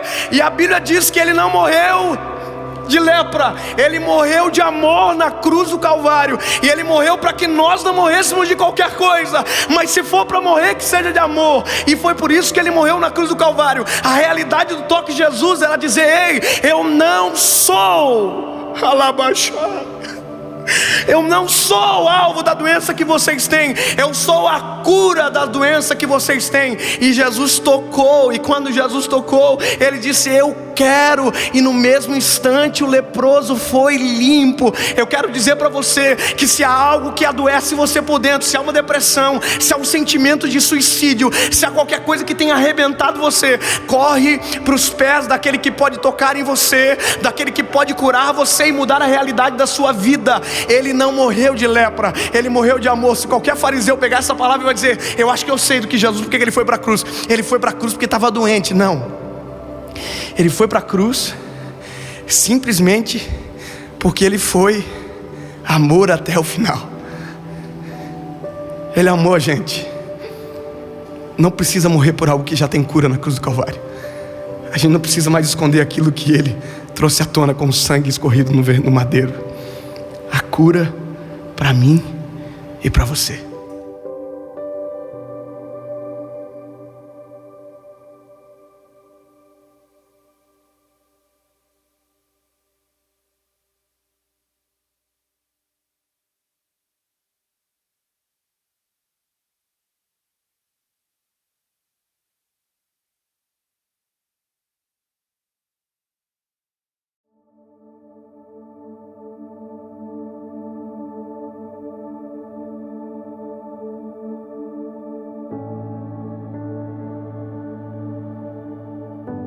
Evangelho de Jesus, conforme escreveu Lucas, capítulo 13, versículo 6, diz: E dizia esta parábola: Um certo homem tinha uma figueira plantada na sua vinha, e foi procurar fruto nela. Não achando, disse ao vinhateiro: Eis que há 3 anos eu venho procurar fruto nessa figueira, e não acho. Corta, por que ela ainda ocupa a terra inutilmente? E respondendo ele, disse-lhe: Senhor, deixa este ano até que eu escave e a esterque, e se der fruto, ficará, e se não, manda cortar. Eu me lembro que quando eu era mais menino, algumas palavras que eu recebi na minha infância sobre aquilo que eu estou vivendo hoje, eu pensava que para aquilo que eu ouvi, eu tinha nascido na casa errada, eu tinha nascido no lar errado. A gente tem a impressão de que algumas coisas, para darem certo, precisam de uma indicação grandiosa, que precisam de um sobrenome. Aliás, até hoje comigo acontece muito, dependendo do lugar aonde a gente vai, as pessoas perguntam: David Leonardo do quê? Eu digo: Martins. E ele diz: e quem é a família Martins? Porque as pessoas pensam que para tudo precisa ter um sobrenome forte atrás, uma história muito grande, alguém que corrobore aquilo que você está vivendo. Essa sensação de que nasceu no lugar errado para viver algo certo é rotineiro na cabeça de muita gente. Eu brinco dizendo que, se fosse escolher, eu queria ter nascido na casa do Silvio Santos. Já pensou que legal? Você acordar de manhã, mas vem pra cá, tomar um cafezinho com o pai. O que é que você quer hoje? R$1 milhão. Já pensou que legal? Mas não foi o que aconteceu. Eu sou de uma família normal, uma casa normal, uma história normal, de mais tantas outras histórias. Só que isso de pensar que nasceu no lugar errado para viver algo certo é a desculpa de muita gente para não frutificar naquilo que recebeu do Senhor. Quando eu leio essa parábola, eu consigo entender algo além daquilo que é a vertente teológica do ministério de Jesus durante 3 anos e todas as coisas que Ele fez e não foi reconhecido dentro da sua casa. A Bíblia conta que tem uma figueira plantada dentro de uma vinha, ou seja, é uma árvore estranha no meio de todas as árvores certas, para o lugar certo. Porque não é uma plantação de figueira, é uma plantação de vinha, e no meio da vinha tem uma figueira plantada. E aí, quando eu fui estudar para entender melhor, eu coloquei no Google para como plantar uma figueira. Eu descobri que para plantar uma figueira você planta em qualquer lugar. Se você plantar uma figueira em qualquer lugar, ela vai nascer. Uma figueira não precisa de temperatura ideal, não precisa de solo ideal, vento ideal, ela nasce em qualquer lugar. Agora, uma vinha já é outra história. Para uma vinha ser plantado, ou uma videira, porque vinha é o complexo de videiras, você precisa de um solo perfeitamente controlado. A temperatura tem que ser perfeita, o vento tem que ser perfeito, porque ela é uma árvore extremamente sensível. Aí eu vejo uma plantação onde o solo foi perfeitamente trabalhado, a temperatura foi perfeitamente trabalhada, tudo extremamente correto para uma árvore que não precisa de tantos cuidados. E aí eu fiquei paralisado, porque eu queria entender. Uma vez eu estava no nordeste do Brasil, numa cidade onde todo o cultivo daquela cidade é cana-de-açúcar. E em todo lugar naquela cidade onde a gente passava tinha cana-de-açúcar plantada. Eu me lembro que nós estávamos numa rodovia indo de uma cidade para outra, e não havia acostamento, porque o acostamento tinha sido tomado pelo canavial. E eu disse para o pastor que me levava: pastor, isso é normal? Ele disse: é porque quem planta cana-de-açúcar não perde espaço de terra. Aonde tem terra tem uma cana plantada. Aí eu fico pensando, se alguém tem uma vinha, porque vive da vinha, então por que coloca algo dentro da vinha que não é para dar lucro? Durante muito tempo eu fiquei pensando exatamente isso. Mas uma coisa fez eu mudar de opinião. Primeiro, que a figueira dentro da vinha não é um acidente. Primeiro, porque a figueira dentro da vinha não é um acidente. A figueira foi plantada na vinha. E para plantar exige mãos, exige cuidado. Então ela é uma figueira, mas ela é tratada de maneira diferente. E o que mais me emocionou quando eu descobri foi que você planta uma figueira em qualquer lugar, mas para ela dar fruto, ela precisa de uma temperatura ideal. Você pode plantar ela em qualquer lugar, mas ela só vai nascer se a temperatura for ideal. E sabe qual é a temperatura ideal para a figueira dar fruto? É exatamente a mesma da vinha, entre 14 e 30 graus. Ou seja, quando aquele dono da vinha planta a figueira ali, ele planta para ela dar fruto. Ela não planta a figueira ele não planta a figueira para dar sombra, ele não planta a figueira para ser enfeite. Ele planta a figueira porque ele acredita na figueira, ele quer frutos dela. E a prova que ele quer frutos é porque o dono da vinha fala para o viticultor: 3 anos que eu venho aqui procurar fruto nela e eu não acho. Deus é o único que coloca expectativa em quem ninguém acredita. Deus é o único que coloca expectativa em quem ninguém dá valor. Ele é o único que pega quem ninguém dá valor e coloca em um lugar especial. Ele é o único que cuida da temperatura. Ele é o único que cuida do solo. Ele é o único que cuida das estações, só para cuidar de você. Porque se você não entendeu, ainda não entendeu, eu quero dizer que o que eu estou fazendo aqui tem gente melhor do que eu para fazer. Que estar aqui tinha gente que merecia mais do que você. Que viver tinha gente que merecia mais do que você e que morreu. Não é fator merecimento, é fator que o dono da vinha viu algo em mim e em você, figueirinha, que a gente não sabe explicar. Durante muito tempo eu olhava os pregadores que eu admirava e eu dizia comigo: Jesus, tem gente muito melhor para fazer o que eu estou fazendo. Às vezes me dava vergonha de pregar. Tinha congressos que eu ia e os pregadores eram chiques, inteligentes, de um alto conhecimento, e eu ia pregar e eu dizia: Senhor, eu estou no lugar errado, eu não nasci para isso. Aí eu ouço a palavra de Deus dizendo: ei, já faz 3 anos que eu venho aqui. Deus coloca expectativa na figueira. Ele ama a vinha, mas a expectativa está em você. Eu quero dizer para você, você foi plantado no lugar exato, no lugar ideal para dar frutos. Para de reclamar, para de dizer que não combina com você. A figueira tinha o mesmo complexo de inferioridade. Ela dizia: eu estou no meio da vinha. Aí o dono da vinha dizendo: mas eu quero fruto de você, figueira.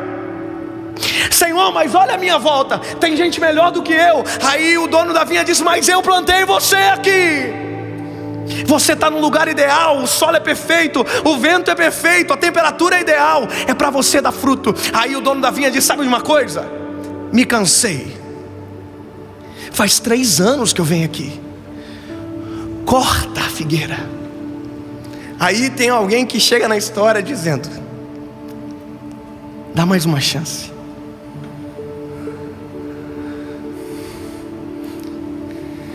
Alguém que se envolveu demais com a figueira para vê-la sendo cortada. Alguém que viu a figueirinha crescer. Alguém que cuidou do crescimento da figueirinha. Ele se envolveu demais, ele tem um amor diferenciado pela figueirinha. Ele já viu a figueirinha chorar muitas vezes. Ele já viu a figueirinha reclamar, mas ele ama a figueira. Ele diz: dá mais uma chance para a figueira. Eu me comprometo que vou cavar em derredor, vou deitar esterco. Aí o dono da vinha podia ter dito: mas você já fez tudo isso? Aí o viticultor diria: eu faço de volta. Mas você já fez tudo isso? Ele dizia: mas eu faço de volta. Aí o dono da vinha dizia: mas eu que sou o dono. Ele diz: mas você deixou eu cuidando, então eu faço de volta. Eu me comprometo, minha responsabilidade. Dá mais um ano, dá mais uma chance. E se ela não der fruto, tudo bem. Mas se não, e se der, dá mais uma chance. Será que você não precisa de mais uma chance? Será que já não passou tempo demais de você plantado no lugar certo? Pastor, eu não sei se vai dar certo. Ei, se o Senhor te plantou na sua casa, você está no lugar ideal para começar a dar frutos. Se Deus plantou você aonde você estiver, você foi plantado para dar frutos. Eu me lembro que uma coisa aconteceu comigo no ano de 2016. Eu me lembro que eu estava pregando num congresso e uma menina me procurou no final do culto dizendo: pastor, eu acabei de aceitar a Jesus e eu queria tanto que a minha família ouvisse essa palavra. Eu olhei para ela e disse: filha, não vão ouvir porque amanhã é outra palavra. Mas eu entendi o que ela queria dizer. Eu disse: mas faz o seguinte, vai para a tua casa e seja essa palavra na sua casa. Em outros termos, seja frutífera aonde você está plantada. Sexta-feira, sábado à noite, ela aceitou a Jesus. Domingo de manhã, ela foi para frente para ser batizada no Espírito Santo. Eu pensei comigo: coitada, tá achando que é assim, chegou e o Espírito Santo já vai batizar. E o Espírito Santo achou que dava para batizar e batizou ela. Sábado ela estava de joelhos. Domingo de manhã ela estava pulando, falando em línguas. E domingo à noite eu fiz o apelo, como sempre faço. E quando eu terminei de fazer o apelo, a quem veio para frente foi orado e acabou o culto. Quando eu desço pela lateral do púlpito, eu olho aquela menina vindo do corredor. E se você é bom de saber o final do filme, você pode se alegrar, porque tinha 6 pessoas atrás dela.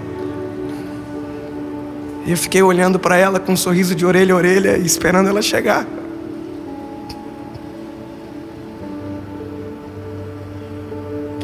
Ela era uma adolescente. E quando ela chegou, eu disse: oi, filha. Ela disse: paz do Senhor, pastor. Falei: oxe. Falei: quem são? Ela disse: minha família. Eu falei: vieram para quê? Ela disse: vieram para aceitar a Jesus como Salvador.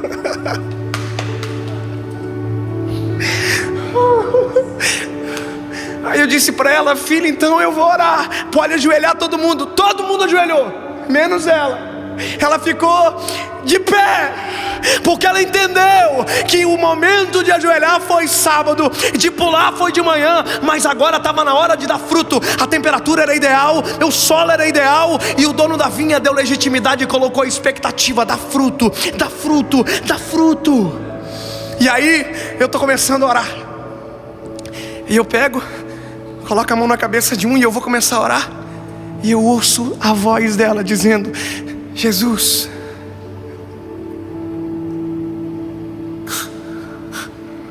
perdoa os pecados e escreve uma nova história. Eu já não conseguia mais orar porque eu já estava somente ouvindo a voz dela. Ela entendeu que tem figueirinha que demora a vida inteira para entender. Ela entendeu o que tem gente que leva décadas para entender. O primeiro campo missionário é a sua casa. O primeiro campo missionário é a sua escola. É onde você foi plantado. Aí o dono da vinha está dando uma nova chance para você esta noite. E eu quero dizer para você que está vendo esse vídeo, talvez o dono da vinha deu uma nova chance porque quem cuida de você pediu. O Espírito Santo de Deus vai cuidar de você nesse ano de 2018. e será o ano mais frutífero da sua história, e você nunca dará tantos frutos como vai dar nesse ano, e nunca tantas lágrimas de alegria correrão do seu rosto como esse ano, e você verá a sua casa servindo ao Senhor. Porque o dono da vinha não pode se decepcionar com o agente Figueirinha. Tinha gente melhor para ele escolher, mas ele escolheu eu e você.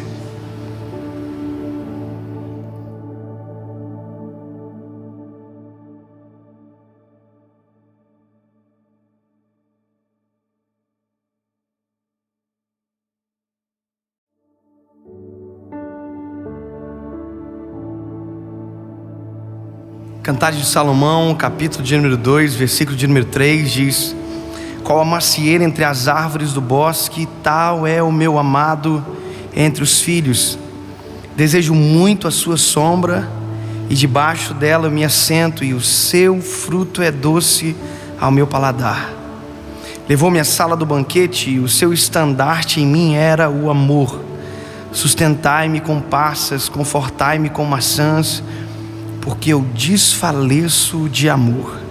A sua mão esquerda esteja debaixo da minha cabeça, e a sua mão direita me abraça. Eu me lembro que quando eu era menino, nós, os primos, a gente na igreja usava muito Cantares de Salomão para passar cantadinha para as meninas. A gente escolhia um versículo de Cantares, nem entendia direito, mas passava para as meninas. E eu, durante muito tempo, nunca parei para observar exatamente o que era o livro de Cantares e a profundidade do livro. Até que um dia eu estava pegando um voo, vindo para casa, e sentou um pastor do meu lado. E naquele dia, eu sou muito conversador, mas naquele dia, durante 1 hora de voo, eu não consegui falar absolutamente nada. E não é porque ele falava demais, é porque eu escolhi não falar. Eu escolhi ouvir. E durante 1 hora aquele homem falou para mim sobre vida com Deus, sobre secretos, sobre intimidade, sobre jejum, sobre oração. Enquanto ele falava para mim, eu dizia dentro de mim: eu vou pregar isso que ele está dizendo para mim. Eu vou pregar essa palavra. E eu me lembro que ele pegou esse texto de Cantares de Salomão, capítulo 2, versículo 3, e quando ele leu o texto para mim, eu falei: uau, eu preciso pregar essa palavra. E quando eu pensei isso no meu coração, que eu precisava pregar essa palavra, eu me lembro que ele disse para mim: pastor David, sabe qual que é o nosso problema? É que tudo aquilo que a gente ouve, a gente quer pregar. E eu falei: esse homem leu a minha mente. E eu fiquei com vergonha, e eu disse: como assim? Ele disse: nós temos o problema que tudo que a gente acha que é bonito, a gente que pensa que é para os outros. A gente já quer aplicar para os outros, a gente já quer falar para os outros, a gente prega para todo mundo. E esse é o panorama da nossa geração. A gente fala tudo para os outros. A gente lê um texto e a gente diz: uau, isso aí é excelente para postar no Facebook. A gente procura no Google textos para publicar no Facebook, textos sobre fé, sobre coragem, sobre vida espiritual, sobre vida com Deus, porque a gente sempre quer mostrar para os outros. Quando ele falou aquilo para mim, eu me lembro que dentro do meu coração eu comecei a chorar. Eu dizia dentro do meu coração: eu sou uma vergonha, Senhor, porque eu sou exatamente isso. Eu estou parando de viver a verdade da Tua palavra apenas para falar da realidade da Tua palavra para os outros. Os outros estão chorando, mas eu não estou vivendo mais. Eu não estou vivendo mais a realidade daquilo que eu estou ministrando para os outros. E sabe, é muito visível quando você fala de algo que você não compra, quando você tenta vender algo que você não consome, porque não há verdade quando não há experiência. É muito legal falar de coisas bonitas, mas são extraordinárias as coisas bonitas quando são a nossa prática. Eu me lembro que quando ele foi ministrando no meu coração, falando todas as coisas, falando que ele ficou 21 dias de jejum. Quando ele disse para mim: pastor, eu fiquei 21 dias no jejum, porque o meu filho falou para mim que eu não tinha moral de falar de jejum para ele. Eles são nos Estados Unidos. E o filho dele um dia chegou dizendo que ia fazer o jejum que o filho com um amigo dele estava fazendo no colégio, que era do Ramadã, de 40 dias. Aí ele falou para o filho: filho, você não pode fazer esse jejum. E aí o filho olhou para ele e disse: pai, quem é você para falar para mim de jejum? O meu amigo pode falar, porque os pais dele jejuam, ele jejua, o senhor não. E aquilo arrebentou. Ele disse: então eu jejuei durante 21 dias. E eu escrevi um livro, 21 dias num lugar secreto. À medida que ele falava para mim, a minha vontade era descer daquele avião e ir louco para casa, me fechar no quarto e orar e conversar com Deus e viver aquilo que eu precisava viver. E hoje eu estou ministrando isso para vocês porque eu me escondi dentro de um quarto para descobrir o que isso aqui quer dizer.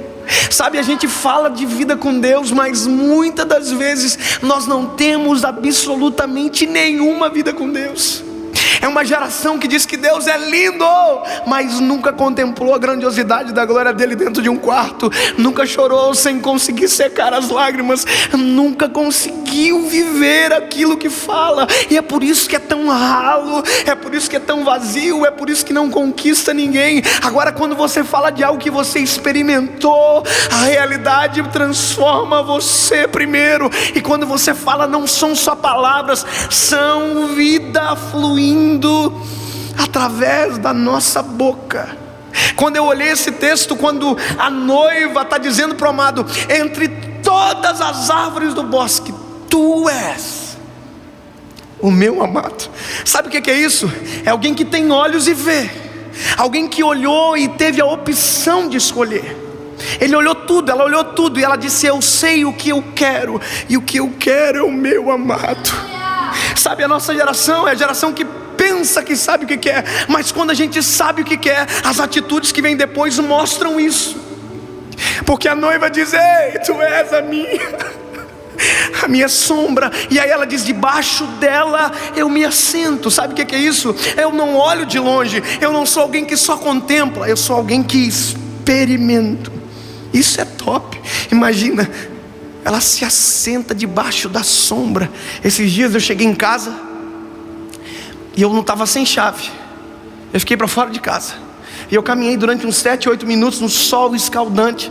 E quando eu cheguei para entrar onde eu moro, estava fechado. E sabe o que eu procurei? Porque eu estava muito cansado, ofegante. Eu procurei uma sombra.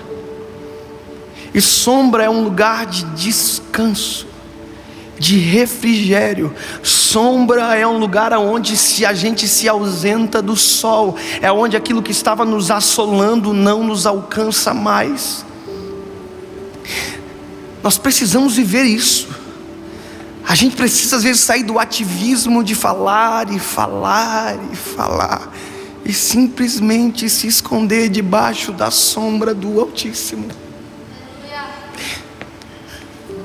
Eu cansei de pegar mensagem de internet.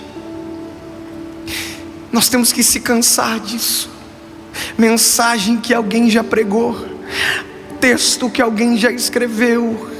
Não, a Bíblia diz que a noiva está dizendo: debaixo da tua sombra eu me assento, e do teu fruto que é doce eu me alimento. Não é fruto que alguém já experimentou, é um fruto que o amado dá na mão. Aleluia. É um fruto que vem do amado. Ninguém viu, ninguém soube. Foi por isso que Jeremias 33:3 diz: clama a mim e eu responder-te-ei e anunciar-te-ei coisas grandes e ocultas que ninguém sabe. E só sabe quem clamou, e só sabe quem se escondeu no secreto, e só sabe quem viveu para contar. E o mais extraordinário dessa palavra é porque ela, na sombra, a Bíblia diz que o noivo levou ela para a mesa do banquete. O fruto da sombra curou. O fruto da sombra trouxe paz. E ela diz, depois de tudo, ela diz: olha, eu estou desfalecendo de amor. Quando eu fui entender isso, eu descobri que desfalecer é morrer. Eu estou morrendo. Só que a palavra amor não é aquela do grego que a gente conhece, o eros, o filéu, o ágape. Aqui é o ahabab, que significa carência. Ela descobre que na sombra, todas as carências dela são supridas pelo amado. Se você viver uma vida verdadeira com Deus, todas as nossas carências são supridas no amado. Ele é o único que pode suprir a carência do coração do homem. É por isso que tem gente que tem tudo e no final da vida descobre que na verdade nunca teve nada, porque permaneceu carente até o final. É por isso que a gente ouve histórias de famosos milionários que diziam que eram felizes, no final se suicidaram, porque o dinheiro não preenche a carência, as mulheres não preenchem a carência, o sexo não preenche a carência do homem. A única pessoa que preenche o vazio, o eco da alma do homem está aqui. Aí a noiva diz: com a tua mão direita sobre debaixo da minha cabeça, com a tua mão esquerda me abraça. Ela descobriu que na sombra acontece algo que em nenhum outro lugar acontece. Secreto é lugar de intimidade, e nem tudo que a gente recebe vive na intimidade com Ele. A gente precisa contar.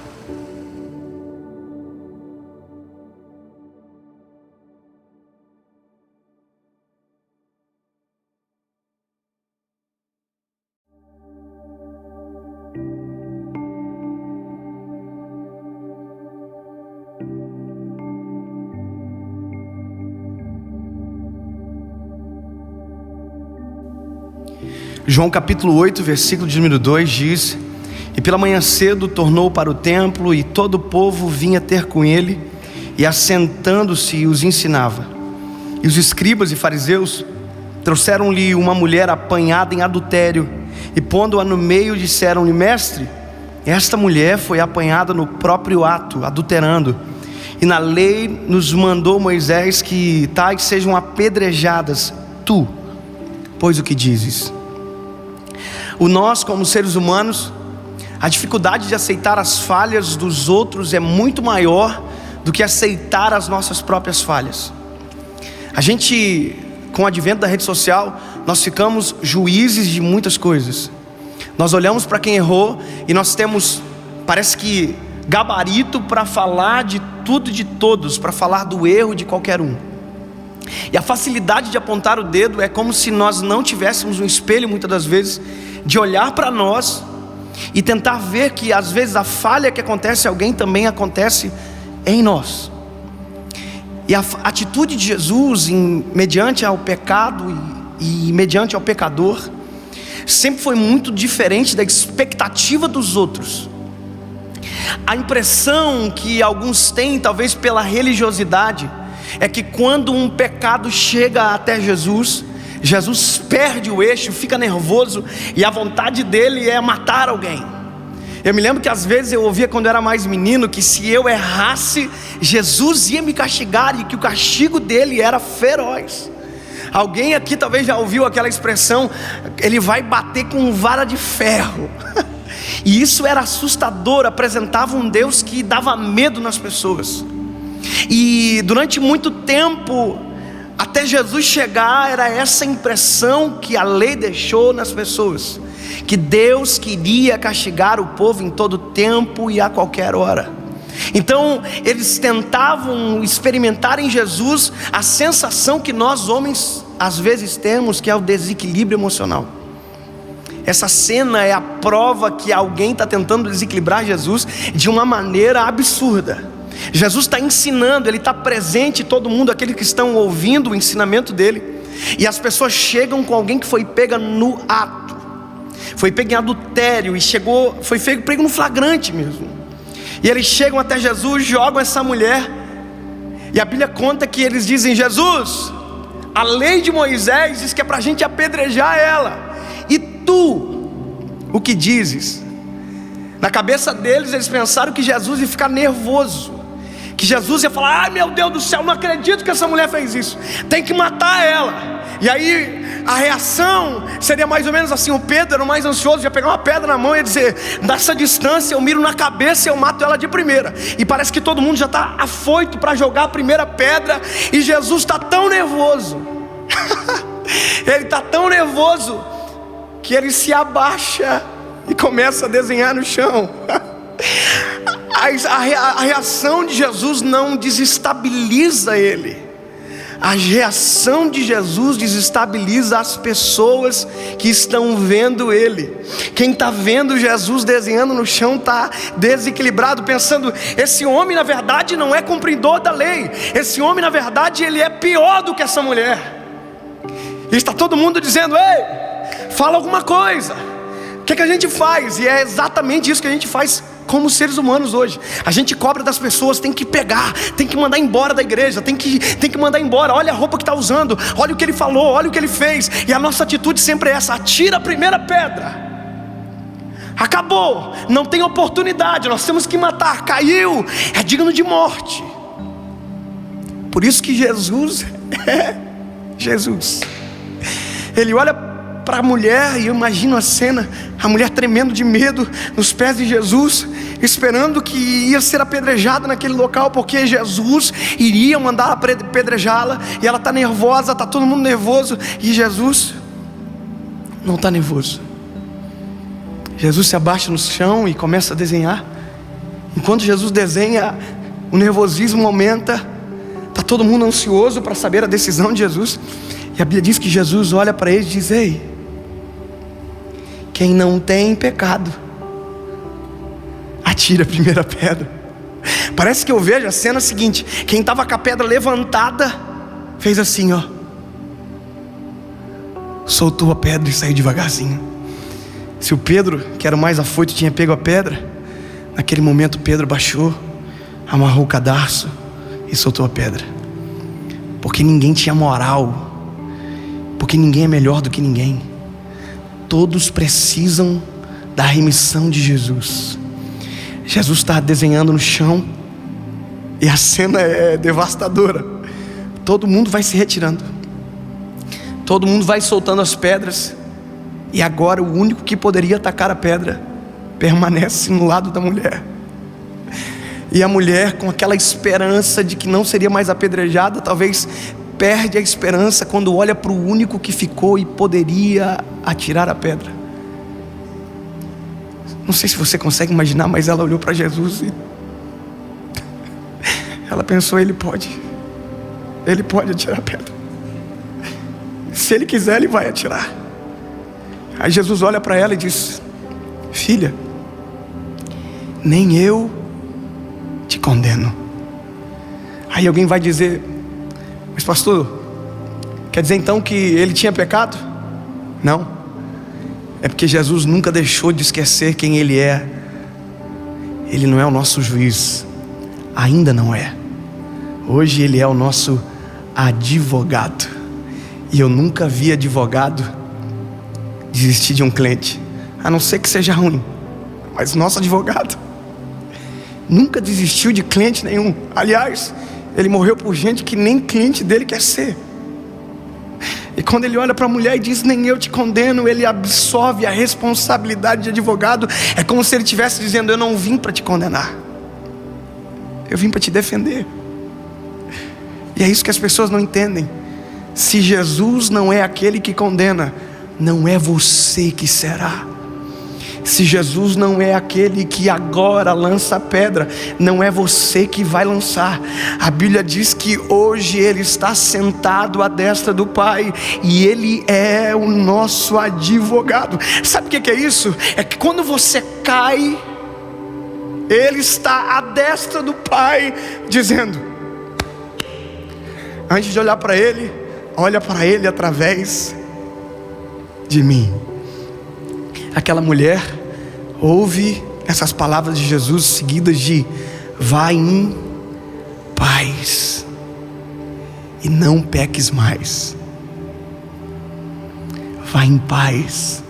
Aquela mulher tinha perdido a paz com as pessoas, mas Jesus promove a paz nela, vai em paz. Satanás tenta fazer isso com aqueles que caem.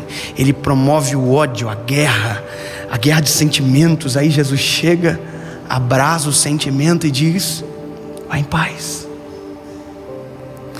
Se você está caído e alguém quer atirar pedra em você,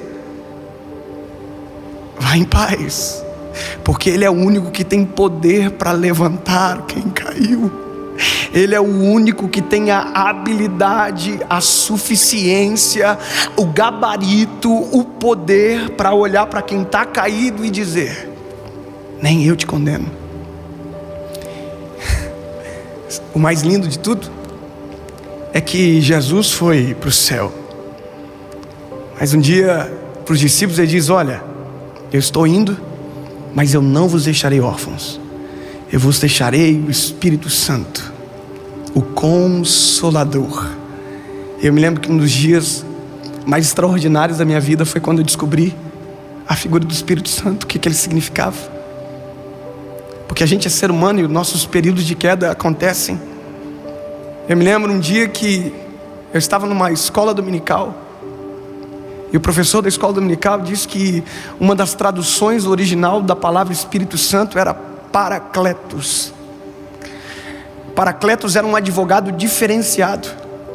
Eu estudei para ser advogado durante 5 anos, e eu descobri que o advogado é limitado dentro da lei para falar por alguém, e ele só fala por alguém quando tem legitimidade para tanto, e ele só fala quando o juiz manda ele falar. O Paracletos é diferente.